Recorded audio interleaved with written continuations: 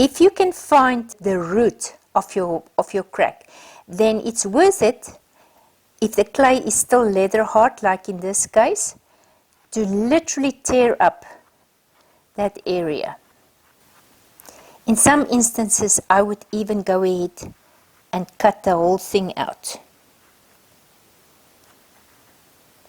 But the idea is that you have to tear it up and give it a good score, because the clay is still leather hard. We can, in fact, if I would use some of these parts, it would work perfectly well. This clay is too soft to fill in there.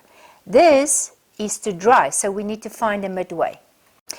You need the stickiness of soft clay, and you need the dryness of that, so of the drier piece, so that the two can meet with each other.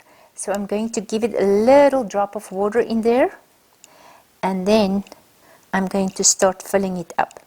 Now, as it starts drying, it will probably leave a gap, something like this, right there. And if that happens, all you need to do is you need to start taking your drier clay and fill it in again. And then, of course, you also have to do it on the other side. You go in and you take as much of it out as you can and start adding that. Do not trap any air in there. You know about that by now by fixing a joint.